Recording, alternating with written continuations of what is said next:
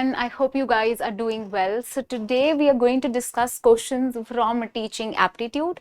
So let us, without wasting time, look at the first question जो teaching aptitude से है in this class. Techniques used by a teacher to teach include what? Lecture. Then we have interactive lecture, group work and self study. इनमें से कौन से ऐसी techniques हैं that the teacher uses to teach? What all are the various factors that can affect in teaching? ऐसे सोच सकते हो, या कौन सी टेक्निक्स टीचर बेस्ट यूज करेगी तो टीचर ज्यादा अच्छा पढ़ा पाएगी. Lecture, interactive lecture, we have group work and self study. So right answer is A. A is the right answer. A, B and A, B and C. Why? Because self study क्या होता है? Self study होता है खुद से पढ़ना. So जब बच्चे self directed खुद से ज्यादा पढ़ेंगे उनको हम क्या बोलते हैं? Self study करना, self pace पे करना. ये भी बहुत terms आती हैं. Self pace education, self pace learning. जब आप खुद कर रहे हो. This means here the child is field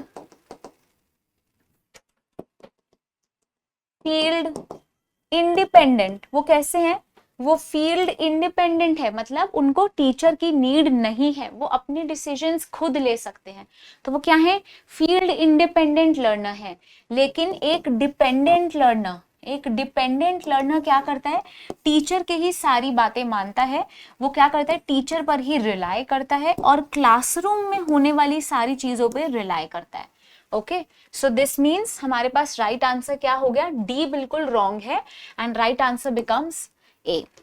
easy question है बट यहां से हमें कॉन्सेप्ट सीखने हैं. Okay, achievement tests are commonly used for the purpose of making selections for a specific job, selecting candidates for a course, identifying strengths and weaknesses of learners, assessing the amount of learning after teaching. Achievement text क्या होता है? Achievement text होता है बच्चे की achievement के बारे में.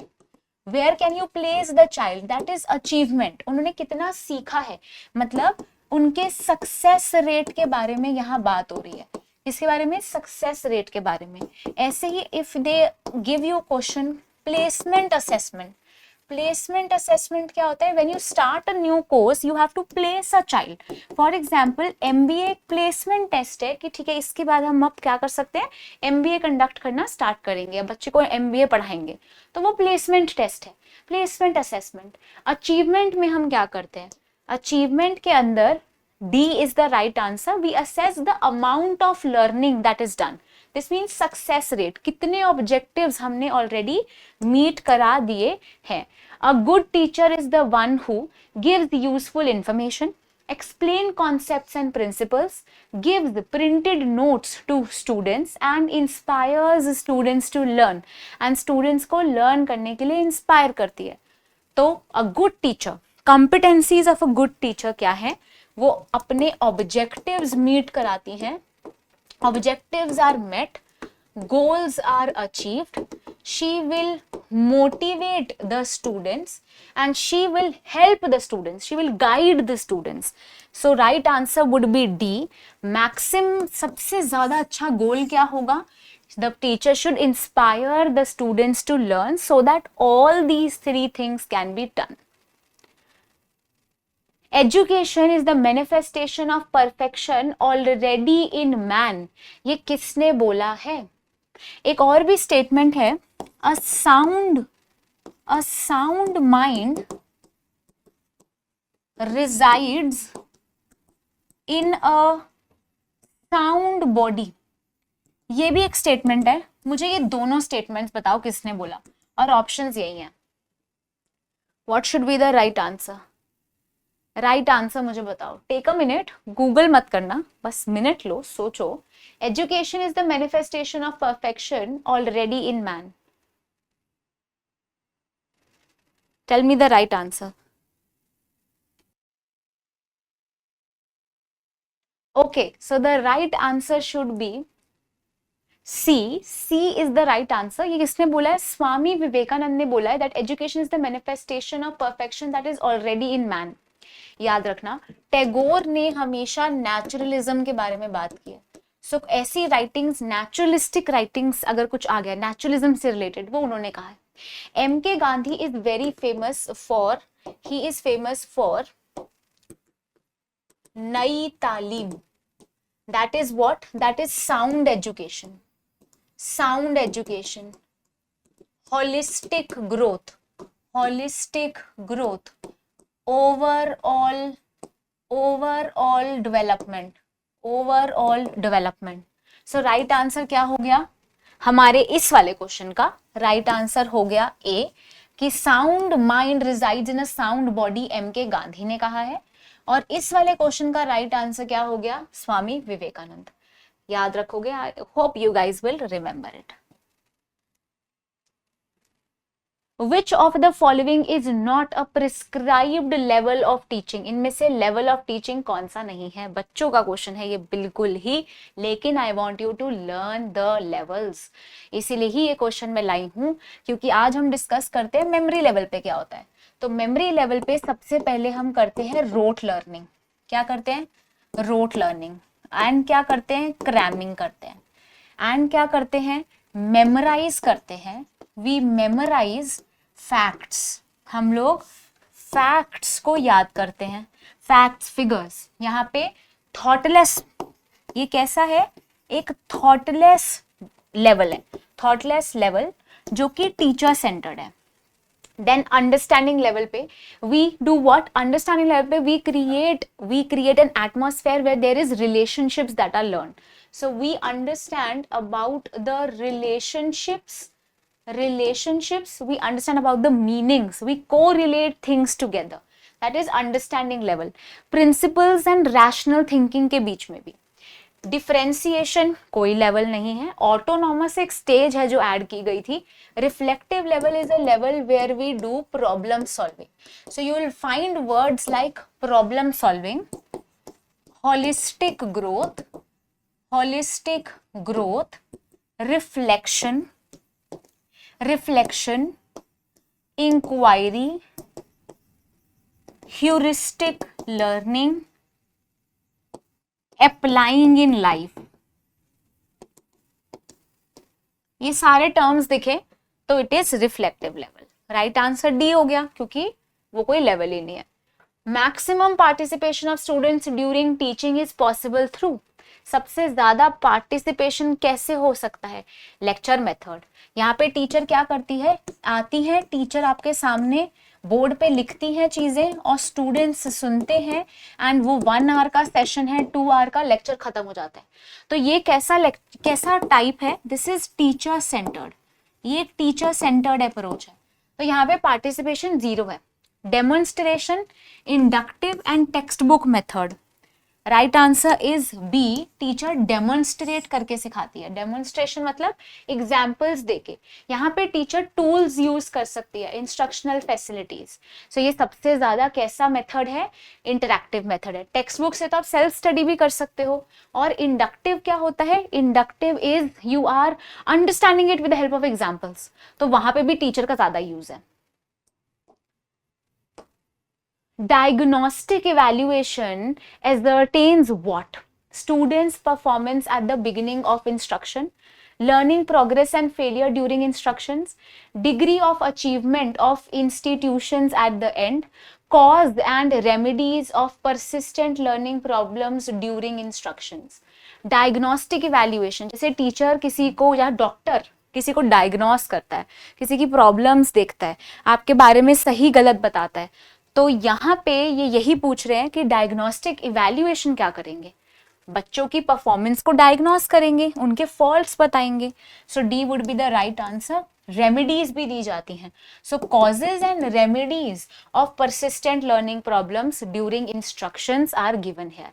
कॉजेज और रेमेडीज देना, सिर्फ स्टूडेंट की परफॉर्मेंस एट द बिगिनिंग बताना is a placement test, it is placement assessment. Okay, learning progress and failures during instruction, it is what? Formative। degree of achievement दिखाते हैं, एंड में ही हो रहा है ये तो ये फिर भी समेटिव भी हो सकता है। लेकिन हम यहाँ बात कर रहे हैं डायग्नोस्टिक की, कि गलतियां बताओ और साथ में रेमेडीज भी बताओ। Instructional aids are used by the teacher to glorify the class, attract the students, or to or is it used to clarify the concepts or ensure discipline? Or ensure discipline?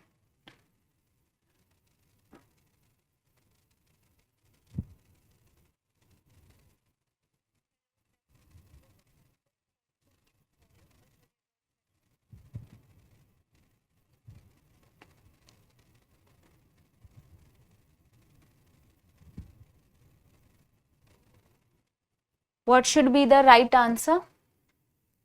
So the right answer is C. C is the right answer. Teachers ज़्यादा अच्छे से clarify कर पाती हैं अपने concepts. Attitude of the teacher can affect teaching pertains to. Attitude of a teacher that affects teaching pertains to आपका affective domain, cognitive और connotative domain और psychomotor domain. तो ये तो कोई डोमेन भी नहीं होता, but still tell me the right answer. Attitude of a teacher, अगर टीचर आपके साथ बहुत अच्छे से बिहेव कर रही हैं तो आप कैसे सीखोगे? गंदा बिहेव कर रही हैं तो कैसे सीखोगे? So the right answer is A. वो आपका अफेक्टिव क्वेश्चन दिखाता है. दिस मीन्स दैट एक स्टूडेंट एंड टीचर के बीच में there should be an amiable a good relation. क्या होता है? Good relation should be there. इसका मतलब ये नहीं that the teacher has to become friends with the students. They have to have a cohesive good environment where everyone is accommodative, inclusive teaching करना है, motivate करना है.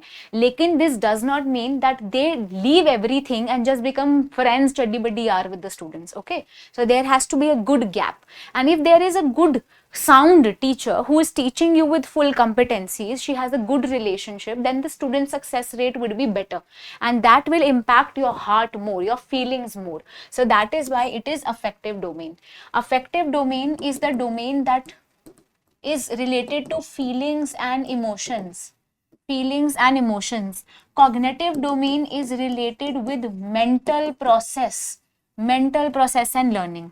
ये कोई डोमेन नहीं है. साइकोमोटर किसके साथ है? बॉडीली मूवमेंट्स के साथ. ठीक है, बॉडीली मूवमेंट के साथ एसोसिएटेड है. Which one of the following is considered a sign of motivated teaching? एक motivated teaching मतलब टीचर मोटिवेटेड है, बच्चों को भी ढंग से मोटिवेट कर रही है, तो फिर वो कैसी तरीके की टीचिंग है? Students asking questions, maximum attendance of the students, pin drop silence and students taking notes. Which one of the following is considered as a sign of motivated teaching? The right answer is A. जब students questions पूछते हैं, now these are very important. ये सारी क्या होते हैं? ये हमारे helping behavior भी होता है. क्या होता है ये? Give me a minute.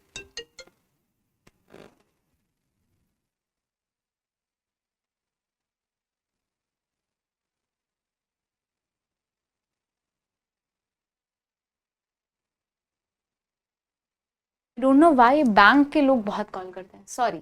So we have helping behaviour just अब नहीं आएगा. हेल्पिंग बिहेवियर्स है ये. हेल्पिंग बिहेवियर क्या होता है? टीचर को कैसे हेल्प मिलती है क्लास को ढंग से स्ट्रक्चर करने के लिए. So key behaviours we have already seen, उससे काफी क्वेश्चंस भी आ गए थे. हेल्पिंग बिहेवियर क्या होता है? टीचर ज्यादा से ज्यादा ना प्रोबिंग कराती है, ज्यादा से ज्यादा क्वेश्चंस पूछती है. When the students are very interested, very curious, very ready to answer, then probing is done. Probing is seeking solutions from the students to get themselves involved. Okay, and similarly teachers ज़्यादा से ज़्यादा participation सीख करती है.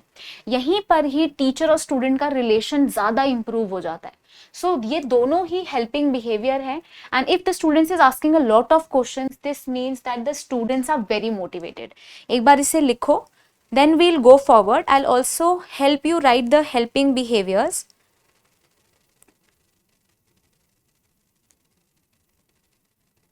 एक बारी helping behaviour and key behaviour लिख लेंगे. So key behaviours we have already written. Let us write the helping behaviours. Helping behaviours लिखते हैं. So the first is using student ideas and contributions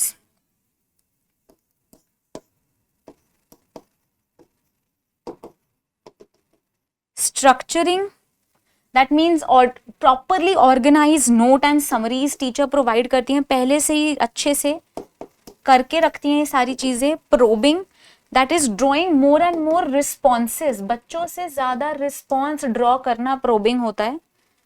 then fourth teaching behaviour is questioning, teacher variety of questions पूछती हैं. And fifth last but not the least is teacher effect, जितना ज्यादा teacher का अच्छा effect उतनी ही ज्यादा अच्छी learning. These are helping behaviours, ये सारे हेल्पिंग बिहेवियर्स कहलाते हैं. आगे बढ़ सकते हैं अब हम लोग. Which one of the following is the best method of teaching? Lecture, discussion, demonstration और नरेशन. तो डेफिनेटली सी राइट आंसर होगा, बिकॉज ये कैसा पार्ट है, ये हमारा क्या है, एक बहुत इंपॉर्टेंट टाइप ऑफ टीचिंग हो जाती है, बिकॉज टीचर्स का इन्वॉल्वमेंट स्टूडेंट्स के साथ इंक्रीज हो जाता है, स्टूडेंट सेंटर्ड बन जाता है. डिस्कशन के अंदर ना प्रॉब्लम्स क्रिएट होना, नॉइज होना बहुत पॉसिबल है, इसलिए बेस्ट मेथड डेमोन्स्ट्रेशन है. Dyslexia is associated with, class में ही किया था हम लोगों ने, mental disorder, behaviour disorder, reading disorder और writing disorder. It is associated with your reading disorder, dyslexia. The e-content generated for undergraduate students has been assigned by the Ministry of Human Resource Development to whom?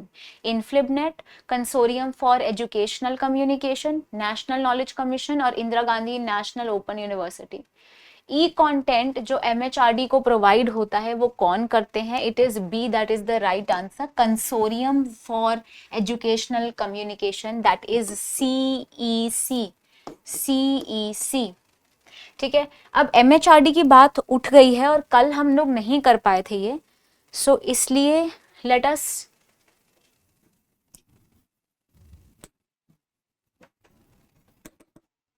C.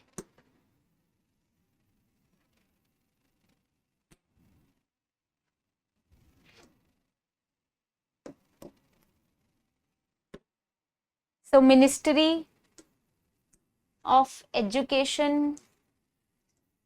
Okay, so I want you today itself, please understand all the ICT initiatives that are there. What are the number of ICT initiatives? इधर से हर बारी question आता है. स्वयं की full form. Swayam is a massive open online course that is an Indian MOOC. It is a Indian MOOC. Then Swayam Prabha, these are the digital channels that you'll see 24/7, right? So Swayam क्या है? Swayam पे आप courses हैं. तो स्वयं जब आप याद करोगे तो आप याद करना हमारे coordinators and quadrants. I am telling you, please right it down. जब स्वयं पढ़ते हो तो कोऑर्डिनेटर्स एंड क्वाड्रेंट्स याद रखना. ठीक है, 4 क्वाड्रेंट्स हैं, याद रखना, वेरी वेरी इंपॉर्टेंट. स्वयं की फुल फॉर्म याद करना. I am telling you all the questions that have been asked. हर चीज बता रही हूँ, पेपर में आएगी, फिर मत बोलना नहीं बताया था. स्वयं प्रभा क्या है? स्वयं प्रभा DTH चैनल्स हैं जो कि 24/7 गांधीनगर इन्फ्लिबनेट सेंटर, वो है आपकी सेंटर है जहाँ पे, जो कि आपकी सैटेलाइट है इन्फ्लिबनेट, गांधीनगर में है वो, वहां से टेलीकास्ट होते हैं 24/7, 4 times a day रिपीट होता है ये चैनल्स का. एंड यहाँ पे 40 टोटल चैनल्स हैं हायर एजुकेशन के. सो ये एक बहुत इंपॉर्टेंट इनिशिएटिव है स्वयं प्रभा. स्वयं Prabha is the most important initiative आजकल जो लिया है. टोटल में 180 चैनल्स हैं, बट कुछ चैनल्स आपके हायर एजुकेशन के लिए हैं, कुछ स्कूल एजुकेशन के लिए और कुछ कंपेटिटिव एग्जाम के लिए. So for higher education there are about 40 channels and all the channels have names. These channels have names associated with it. इन सबके नाम हैं. I want you to please go and read about these channels. ये बहुत ज़्यादा important है. ये BSEG 9 जो कि BSEG N जो गांधीनगर में वेबसाइट है, जो सेंटर है, वहाँ से ये आते हैं. ठीक है, सो ये हायर एजुकेशन के लिए हम लोगों ने चैनल्स हैं. अब चैनल्स यहाँ से आएंगे आपके पास. हर बार ये पेपर में क्या आ रहा है आजकल, ये पुराने क्वेश्चन है थोड़ा सा, इसीलिए इतना ज़्यादा आपको डिटेल नहीं लग रहा होगा, but I am telling you what is asked because I wanted to tell you verbally. तो यहाँ पे वी हैव चैनल 1. चैनल 2, ऐसे चैनल 10 तक के नेम्स हैं, जैसे कि we have Vagish, then we have Sanskriti, then we have Prabodh, then किसने दिया है ये, these channels are CEC provided, CEC। ये वाला चैनल 4th क्या है, सरस्वती, इनका नाम क्या है, education and home science.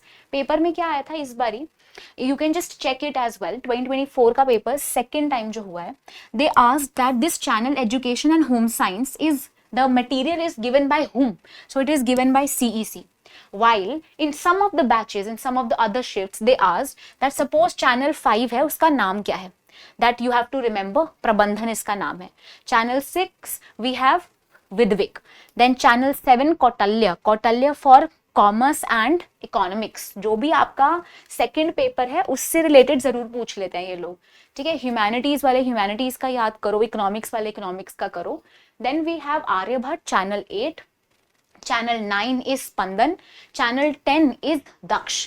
Channel 11 से नेम्स नहीं है, लेकिन जो आपका चैनल 40 है ना, चैनल 40 उसका व्यास नाम है, और आपको CEC और UGC मिलके इधर आपको सारा डेटा देते हैं, ये याद रख लेना। ये सारी चीजें किसकी हैं, this is for higher education. Then we have Saathi, Saathi is a portal for comparative exams, comparative exams where there are how many channels, where there are again total number of 40 channels, sorry, total number of I think 40 तो नहीं है, wait हम कुछ गलत पढ़ रहे हैं, या सो वी हैव सारथी। अब सारथी की फुल फॉर्म क्या है, self assessment test and help for entrance exams. ये भी ministry of education and IIT Kanpur ने साथ स्टार्ट किया है, रिमेंबर दिस। यहाँ पे भी DTH चैनल्स आपको सारे इंफॉर्मेशन देंगे, एंड 7 चैनल्स इन टोटल है, ठीक है। How many channels, 7 channels for 7 different streams are given to you, okay, and all of them are important. उसके बाद आता था स्कूल एजुकेशन। स्कूल एजुकेशन में E-Vidya is the portal from where you get the information. You have these channels, they will not ask the name of these channels, but you should know that they are all different. Higher education के channels हैं 40, then you have what, you have school education and school education के बारे में wait,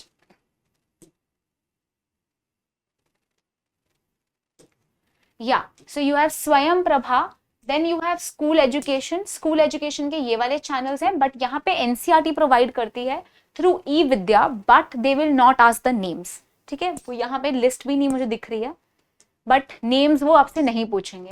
so what you have to understand that ये सारे DTH channels हैं, जहाँ पे 3 चीजें याद करनी है आपको। Swayam Prabha, that is what, these are the channels for higher education. Then we have certain comparative exams के 7 channels and other channels that are there for what, for your school education, जो कि NCERT प्रोवाइड करती है, okay. ये तो सबको समझ आ गया होगा। उसके बाद हमारे पास क्या है, नेशनल डिजिटल लाइब्रेरी है। देन वी हैव E-PG पाठशाला। शोध Ganga is a reservoir for all the thesis, सारे अपनी थीसिस यहाँ लिखते हैं। देन E-शोध सिंधु में सारे जर्नल्स हैं। E-यंत्र में इंजीनियरिंग स्टूडेंट्स के लिए एक्सपीरियंस की बात होती है। Then free, libre and open source software कौन सा है, FOSSEE. Spoken tutorials that IT application है। वर्चुअल लैब स्टार्ट किए गए हैं, plus national internship portal start हुआ है, national education alliance for technology. Samarth, that is university enterprise for planning, जो कि स्टूडेंट डेवलपमेंट के लिए है। And then we have Vidwan. This is a expert database where you have all the research works being done. Shodh Shuddhi is a site where plagiarism can be checked. Unique ideas of plagiarism को check किया जाता है. And we have Academic Bank of Credit. So these were the initiatives. Then you should know about Yukti. So Yukti basically is Young India Combating COVID with Knowledge, Technology and Innovation. It is a portal, a dashboard that was initiated by what? By Ministry of Education. पहले MHRD था, अब Ministry of Education कहा जाता है उसको. It was launched in 2020 by Honorable Education Minister. कौन है? Doctor Rajesh, ठीक है। उन्होंने कोविड के टाइम पे ये इनिशिएटिव लिया है कि हम अकेडमिक्स एंड रिसर्च को बेटर करेंगे. So you should know about this as well. Then you should know about, I told you, Swayam Prabha, NIRF, what is ARIIA, what is Indian Knowledge Systems and what is ASH. ASH report आती है ना, उसके बारे में भी पता होना चाहिए, right? So ये इंफॉर्मेशंस इतनी इंपॉर्टेंट है, यहां से जरूर क्वेश्चंस आ जाएंगे. कोऑर्डिनेटर्स, क्वाड्रेंट्स तो आपको याद होने ही चाहिए. ओके, यहां से हम आगे बढ़ सकते हैं. आई होप आप सबको समझ आ गया है कि पेपर में क्या क्या करना है. मूक, स्वयं, स्वयं प्रभा, अगर ये छोड़ दिया तो डेफिनेटली समझ लो कि 2-3 क्वेश्चंस तो इसमें से आने थे और वो गलत कर दिया हमने. ठीक है, आगे चल सकते हैं. Classroom communication is normally considered as, classroom communication कैसा होता है? Is it effective, is it cognitive, is it affective, effective, affective, selective. Classroom communication कैसा होना चाहिए? So it should be cognitive. Mostly क्या होना चाहिए? मेंटल ग्रोथ के लिए होना चाहिए. Who among the following propounded the concept of paradigm? Paradigm के बारे में किसने बात की है?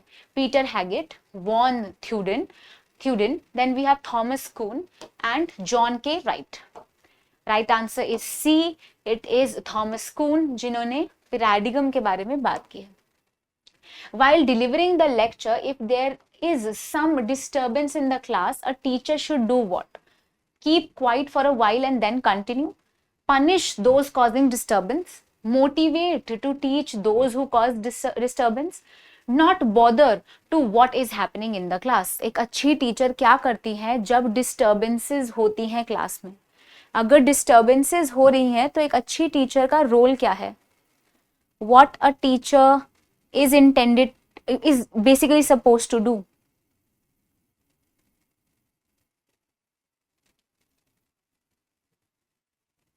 So the right answer is A. The teacher will keep quiet for a while and then continue to teach in the class. Then effective teaching is a function of what? Teachers' satisfaction, teachers' honesty and commitment, teachers making students learn and understand, teachers' liking for professional excellence. Effective teaching किसका का function क्या है? It is teacher making students learn and understand, then only effective teaching is done. The most appropriate meaning of learning is acquisition of skills, modification of behavior, personal adjustment or inculcation of knowledge. Answer क्या है? B. Modification of behavior. This is also a characteristic that learning हम करते क्यों हैं? To modify the behavior of the students. Arrange the following teaching process in order. बहुत easy question. Right answer देख लो. Right answer D is the right answer.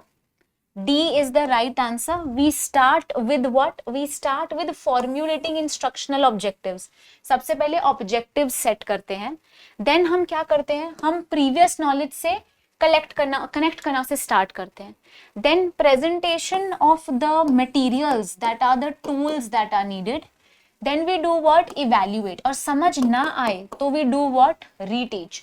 Some of the students are also associated with, they are taken to remedial teaching. किसी students को जो बहुत बार समझ बढ़ाने के बाद भी समझ नहीं आता तो उनको रेमेडियल टीचिंग, या कोई अगर बहुत स्पेशल केस है उनको भी रेमेडियल टीचिंग रेफर कर दिया जाता है.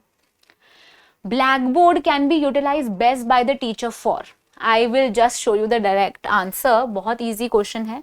C is the right answer. Writing the important and notable points के लिए टीचर ब्लैकबोर्ड यूज कर सकती हैं. At the primary school stage, most of the teachers should be women because, why do you think women होना चाहिए primary stage में? This is because they can deal with the students with love and affection. ऐसा बोला जाता है कि women थोड़ा ज़्यादा relate कर पाती हैं, love and affection होता है. Which of the following is the highest order of learning? Highest order of learning कौन सा है? Chain learning, problem solving learning, stimulus response learning और conditional reflex learning.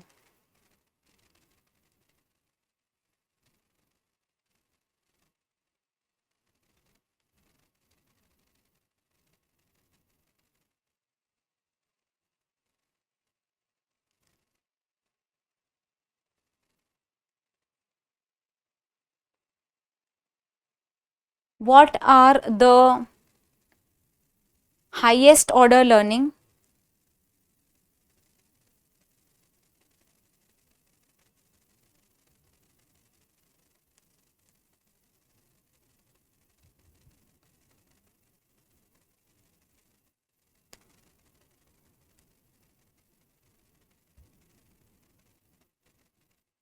Okay, so यहाँ पे before telling you the right answer I want you to draw a table. एक table बना लो. पहले तो ये बहुत ज्यादा आते थे पेपर में. So this person is called as Robert Garnier. इनकी थ्योरीज काफी इंपॉर्टेंट है. So let us write it down. इन्होंने क्या दिया है? So he has been talking about the hierarchy of learning. इन्होंने क्या दिया है? हेरारकी ऑफ लर्निंग दी है. Hierarchy of learning. Let us talk about it. So first में इन्होंने बोला सबसे पहले हम कैसे सीखते हैं? सिग्नल लर्निंग से सीखते हैं. सिग्नल लर्निंग से. उसके बाद हम कैसे सीखते हैं? Then we learn through some kind of stimulus. Stimulus क्या होता है? कोई चीज का इनिशिएटिव आपको कोई दे दे अगर, तो stimulus and response. Stimulus and response learning. This is given by Robert Garnier. Okay. Stimulus response के बाद, after stimulus response we have psychomotor connection learning. psychomotor connection के बाद we have verbal association learning. after verbal association we have multiple discrimination learning. after that we understand concept. So we have concept learning. After concept, we have principle learning. And after principle, जब सब कुछ हो गया है तो highest order क्या होता है? problem solving. highest order क्या है? problem solving. So यहाँ तक multiple, ये वाली जो stages हैं, ये mostly क्या होती है? more to behavioral aspects. यहाँ पे मोस्टली बिहेवियरल एस्पेक्ट्स यूज किए जाते हैं और मोर ऑफ कॉग्निटिव एस्पेक्ट्स हम कहाँ यूज करते हैं? टॉप में. टॉप 4 में हम कॉग्निटिव एस्पेक्ट्स यूज करते हैं. ठीक है. एंड दिस मीन्स हम जैसे जैसे ऊपर जा रहे हैं there is increase of complexities. हमारी कॉम्प्लेक्सिटी क्या है? इंक्रीज होती चली जाती है. ये बहुत ज़्यादा इम्पॉर्टेंट है. गार्नियर के जितने भी हमने जितनी भी चीज़ें पढ़ी हैं गार्नियर के बारे में, वो हायर ऑर्डर इंटेलेक्चुअल स्किल्स के बारे में, ये सबसे ज़्यादा इम्पॉर्टेंट राइटिंग, सबसे ज़्यादा इम्पॉर्टेंट है. सो प्रॉब्लम सॉल्विंग हाईएस्ट होता है. सिग्नल लर्निंग से हम सबसे पहले स्टार्ट करते हैं. Signal learning, learner makes a general response to a particular signal. Stimulus करके बच्चे क्या करते हैं? मेक सेंस करने लगते हैं उस सिग्नल के. देन चेनिंग इफेक्ट, मतलब आप एक चीज से दूसरी चीज को जोड़ने लगते हो. देन डिस्क्रिमिनेटिव लर्निंग, क्या सुनना है क्या नहीं सुनना है. Then you have concept attainment, धीरे धीरे आप कॉन्सेप्ट अटेन कर जाते हो. उसके बाद rule learning, that is a chain behavioural changes. Then last में you have problem solving. So problem solving is the highest most complex activity that a child can do. Please note this.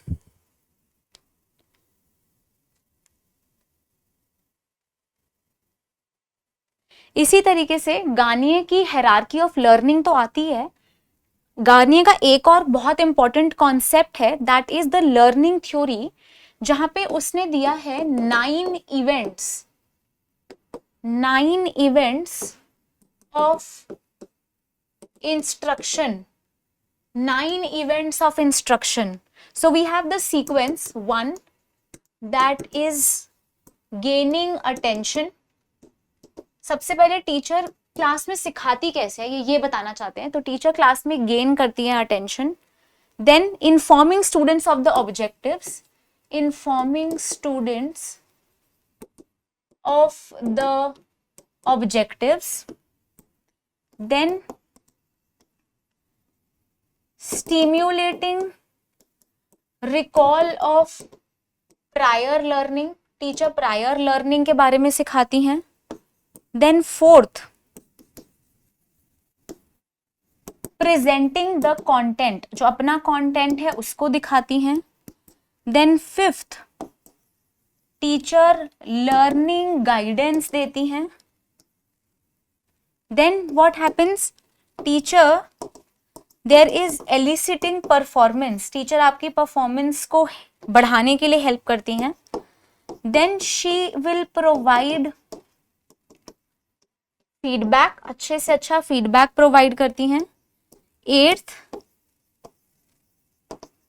Assessing performance, आपकी performance को assess करती हैं। And ninth, there is enhancing retention and transfer, फिर आप transfer करते हो अपनी knowledge को अपनी जॉब में। सो ये 9 इवेंट्स हैं जिसको हायरार्की में ही टीचर फॉलो करती हैं to make the students understand. Right answer होगा डी, क्योंकि हम ऑलरेडी डिस्कस भी कर चुके हैं ये चीज। तो so it is what, the highest order is condition reflex learning, one of the highest order it is problem solving.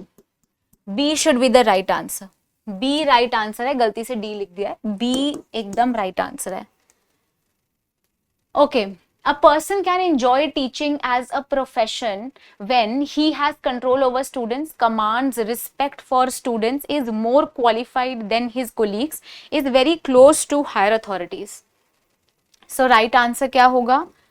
Right answer is respect अगर student से gain कर ली है तो वो एक teacher है, एक अच्छी teacher है। A diagram speaks more than 1,000 words. This statement means what? The statement means that the teacher should do what? A diagram speaks more than 1,000 words. So this means the teacher should use diagrams in teaching, speak more and more in the class, use teaching aids in the class, not speak too much in the class. So right answer is C, which means अगर teacher teaching ads use करेगी, कोई demonstration करते हुए कुछ diagram बना लेंगी, कोई model ले जाएंगी, तो बच्चे ज्यादा सीख पाएंगे, ज्यादा क्रिएटिविटी हो पाएगी। Best method of teaching is, the best method of teaching is to impart information, ask students to read books, suggest good reference material, initiate a discussion and participate in it. So we have D as the right answer, initiate discussion and participate in it. So एक good teacher वही है जो initiate करती हैं conversation and participation भी देखती हैं। अब यहाँ पे we realize, so we are done with the questions that I had for you, but I have one very important information to give. एक बहुत important information है, so I will give you those things. So अगर आपको note करना है, you can note this. Give me a minute.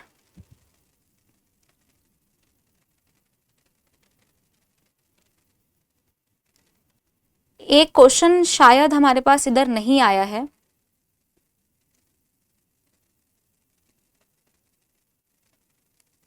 तो ये paper में काफी ज्यादा आ जाता है, इसलिए I want to talk about one concept, काफी ज्यादा पेपर में आता है, लर्निंग मैनेजमेंट सिस्टम, है ना। पेपर में ये बहुत आता है, अभी इतने ज्यादा क्वेश्चंस नहीं हमने इसके करे हैं। So I have a very important information to give you about learning management systems.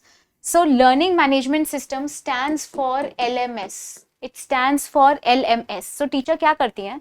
So Covid के टाइम पे जब सब चीजें बंद हो गई थी तो टीचर ने एक डाटाबेस बना लिया, अपने काम वहां पे डाल दिया सारे, एक मैनेजर के, एक नॉर्मल एडटेक के पर्सन के साथ, और अब आप जाके वहां पे ऑनलाइन पढ़ पा रहे हो, ठीक है।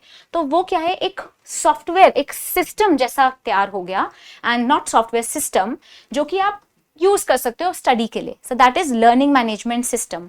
It is a virtual learning environment. ये क्या है, ये एक तरीके का वर्चुअल लर्निंग कराता है, वर्चुअल लर्निंग। और आजकल इसके साथ साथ हम ब्लेंडेड लर्निंग कर पा रहे हैं, ब्लेंडेड लर्निंग। अब ये सारे कॉन्सेप्ट्स पीवाई क्यों हैं, इसीलिए ही बता रही हूं, इन सब के बारे में पढ़ लेना। Blended learning is when computer, मतलब modern teaching, modern plus plus traditional teaching, face to face teaching साथ कर लेते हैं, that is called as what, it is called as your blended teaching. Give me a minute.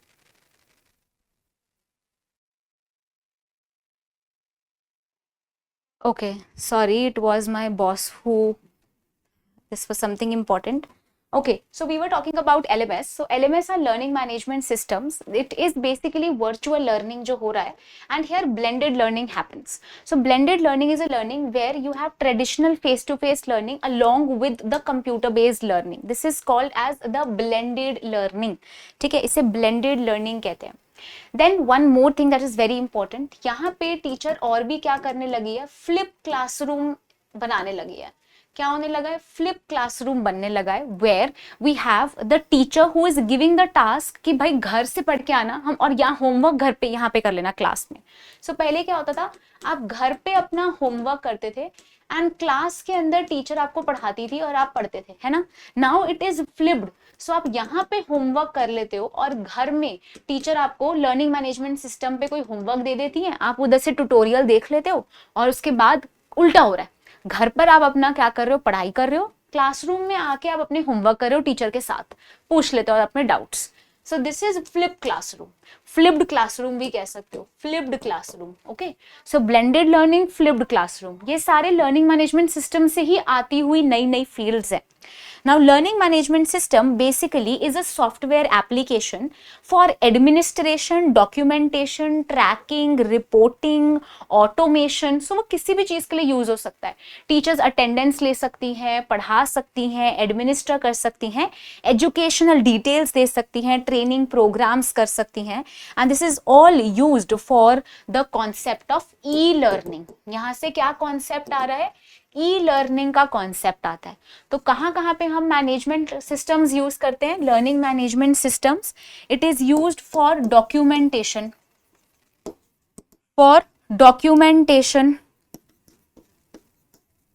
For tracking, for reporting. Documentation, reporting, trekking,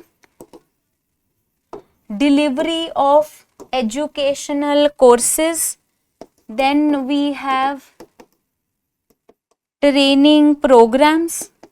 Then you can give materials to students and you can also develop programs. उनके साथ क्या कर सकते हो, programs भी develop कर सकते हो.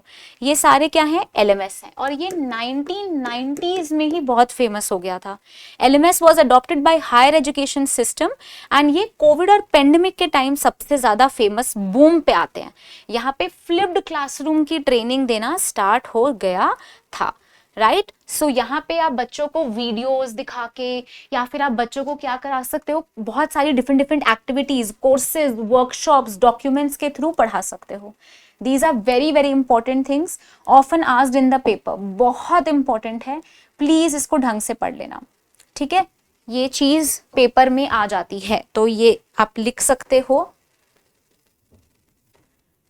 Learning management systems, learning management systems,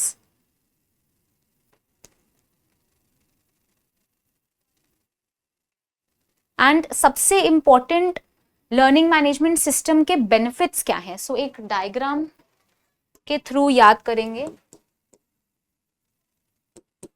learning management system, हम क्या कर सकते हैं, हम लोग यहाँ पे बच्चों को पर्सनलाइज कम्युनिकेशन दिला सकते हैं. आप उनसे पर्सनलाइज कम्युनिकेशन कर सकते हो. आप स्टूडेंट परफॉर्मेंस इनहैंस कर सकते हो. 1-to-1 उनको कोई, या फिर स्टूडेंट्स परफॉर्मेंस को 1-to-1 इवैल्यूएशन करा सकते हो. उसका आप बहुत अच्छे से रिकॉर्ड कर सकते हो as compare to a human. Of course कोई सॉफ्टवेयर तो ज्यादा अच्छा रिकॉर्ड करेगा. ये कॉस्ट इफेक्टिव भी है, यहाँ पे ट्रैकिंग ऑफ द रिपोर्ट्स बहुत अच्छे से हो जाती है. प्लस और क्या होता है, ट्रैकिंग एंड रिपोर्ट्स बन भी बहुत अच्छे से जाती हैं. So LMS are very very useful for assignments, practice test, mastery courses etcetera. and they are used for training, for qualification purposes, administration, courses, monitoring. तो यहाँ से आप बच्चे की मॉनिटरिंग भी अच्छे से कर पाते हो, है ना। So all of these are what, all of these are the benefits of learning management systems. Learning management systems के ये बेनिफिट्स हैं।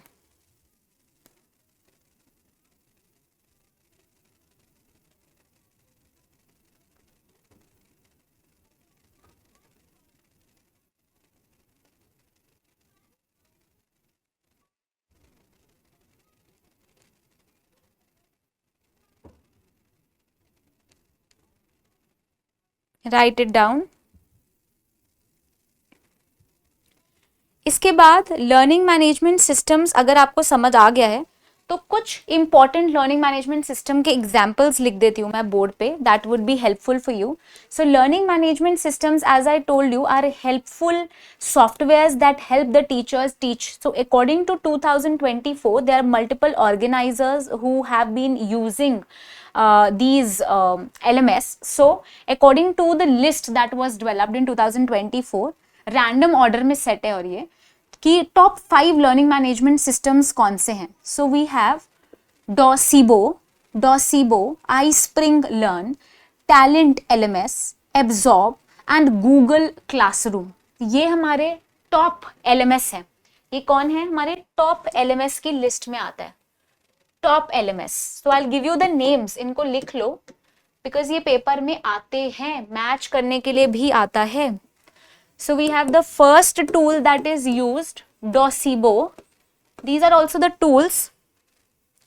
Docebo ये एक LMS प्लेटफॉर्म है ई लर्निंग इंडस्ट्री में जो यूज होता है। It is capable of AI powered learning and यहाँ पे customer education and workforce training जैसे चीजें यहाँ पे करी जाती हैं। Then we have another tool called as iSpring Learn. iSpring Learn. Then we have third, that is Talent LMS. Talent LMS. Then fourth we have Absorb LMS. Then fifth is Google Classroom. Google Classroom.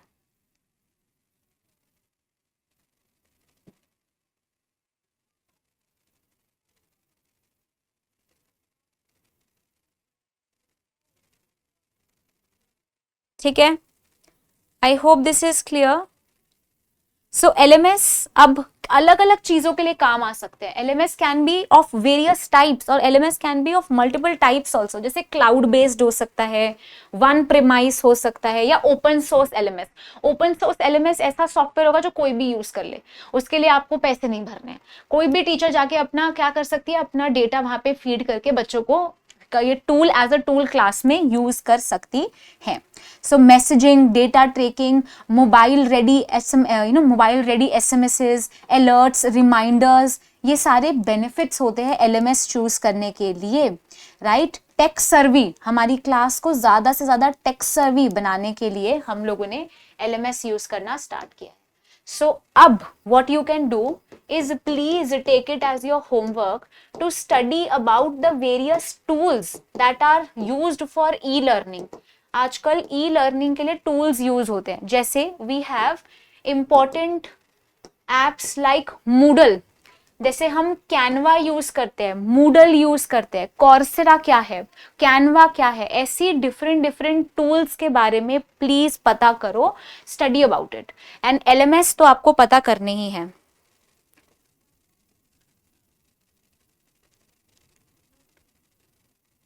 Okay, there are many educational tools, बहुत सारे educational tools use किए जाते हैं। I will give you some names.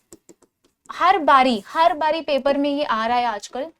There are certain educational tools that are used, educational tools for learning, they are available for teacher as well as for the students. We have एडमूडू। एडमूडू K-12 schools में भी use होता है और इसमें teachers भी और students दोनों use कर लेते हैं इसको, ठीक है। यहाँ पे इसमें हम काफी सारी क्विजेस भी खेल पाते हैं। तो ये मैच द फॉलोइंग में रिसेंटली आया था, एडमूडू, मूडल क्या क्या के लिए यूज होता है। सो ये क्विजेस के लिए यूज होता है एंड कम्युनिकेशन के लिए। Then we have Class Dojo. This is an interactive app. ये क्या है? इंटरैक्ट करते हैं विद पेरेंट्स. पेरेंट्स के साथ टीचर्स इंटरैक्ट कर सकती हैं. मतलब ये क्लासरूम मैनेजमेंट, और टीचर यहाँ पे असाइनमेंट्स भी देती है. क्या करती है? मैनेज करती है क्लास को. क्लास की मैनेजमेंट के लिए यूज होता है. Then we have Kahoot. Paper में फेवरेट क्वेश्चन है कहूट. कहूट एक टूल है that is for educational games. अब टीचर गेम्स खिला के आपको पढ़ा सकती है. ठीक है, so Kahoot. Then you have Flip. Flip video based platform है लर्निंग का. Then we have Google classrooms. Google classroom एक LMS है. ये सारे डिफरेंट LMS ही तो हैं. These are all different LMS. Google Classroom. Then Socrative. यहाँ पे पोल्स चेक कराती है टीचर. पोल्स के थ्रू आपको पढ़ाती हैं. एंड यहाँ पे क्या होता है? क्विज भी ली जाती हैं. Very important. एक और UGC का फेवरेट, एक डिजिटल बुलेटिन टीचर के साथ बोर्ड आता है. Bulletin board, Padlet. Then we have quizzes. यहाँ पे टीचर के पास मल्टीपल टेम्पलेट्स हैं क्विज लेने के लिए. Then we have Animoto. Animoto video maker है. अब टीचर किसी भी टॉपिक पे वीडियो बना के आपको सिखा सकती है. So these are the different tools that can be used in the class. Okay,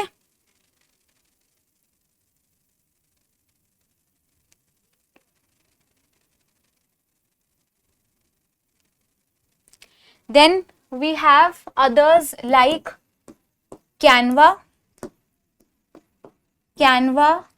Coursera तो खुद एक MOOC है. We have Edpuzzle,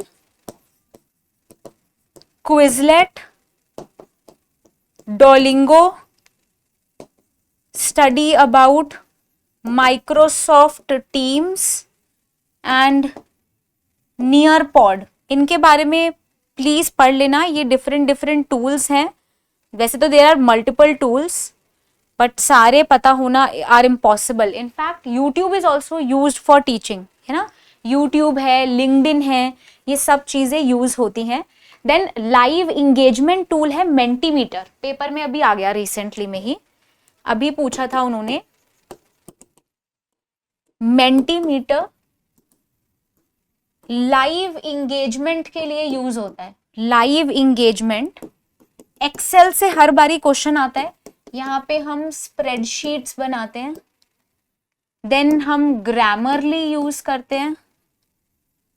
Grammarly, Padlet है. Then we have WordPress. Then we have TED talks, teacher सुना सकती है class में. Moodle, and then we have Notion. Then we have screencasting. Teacher क्या कर रही है? स्क्रीन शेयर करके. स्क्रीन कास्टिंग टूल है Camtasia. This was asked in 2024 paper, English का पेपर जो था. OneNote यूज करती है टीचर. फ्लिप यूज करती है. Then we have Udemy. ये एक Coursera जैसा एक LMS है जहां पे आप अपने MOOC कोर्सेज डाल सकते हो. Then we have Jamboard. ये एक इंटरैक्टिव बोर्ड है, इंटरैक्टिव क्लासरूम के लिए, asked in 2024 paper. Then you have SharePoint, WordWall, H5P, Kindle app, Synthesia, Canvas. Then you can use Prezi, Raindrop, Audible, InnoReader, etc. These are all different tools जिनके नाम मुझे आपको देने थे. ये सारे tools आप लिखो and I am done with the day. We are done with teaching aptitude. यहाँ से सबसे ज्यादा क्वेश्चंस पूछे जाते हैं, इसको नोट करो. LMS, MOOC, स्वयं प्रभा. कुछ क्वेश्चंस सबसे ज्यादा जो जहां से आते हैं वो यही है.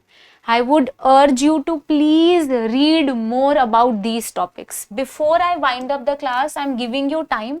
इनको नोट कर लो. I guarantee you, Mentimeter जैसे important आपके LMS जो है वो इस बारी के पेपर में आए हुए हैं, तो इसे मत छोड़ना बिल्कुल भी.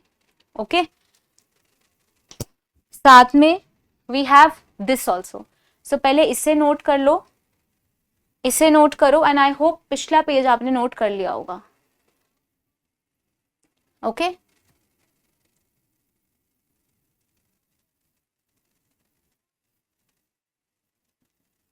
so I'll give you time to note this and then I'll switch off the camera.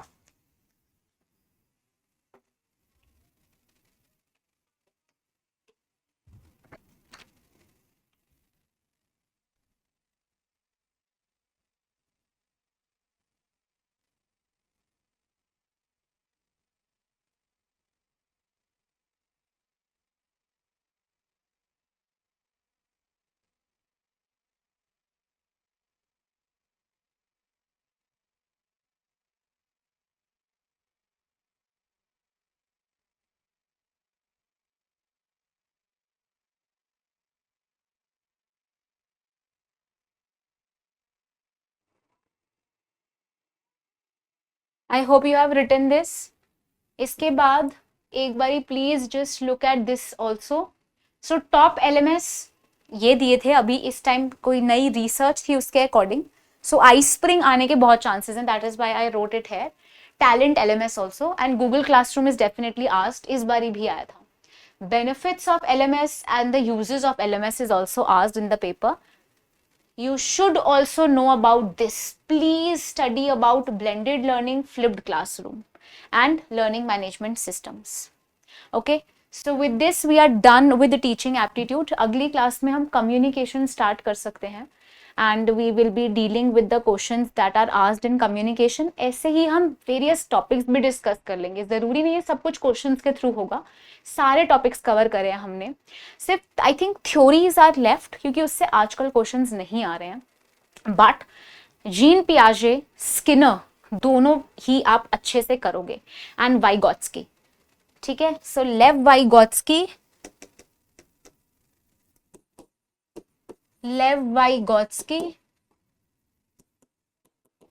BF Skinner, Bruner, and then Albert Bandura, and और कौन है, इवान पावलोव, जीन पियाजे. सो एंड एरिक एरिक्सन, इन सब के बारे में आप पढ़ोगे. होमवर्क में 4 पेरेंटिंग स्टाइल्स के बारे में पढ़ोगे. I want you to study a little bit about K-12, kindergarten से 12th क्लास तक याद करना, इसके बारे में पेपर में आ गया था एक बारी. ये पढ़ना, एंड रिविजन जो भी किया है वो भी करना. ठीक है, so with this thank you and have a wonderful day.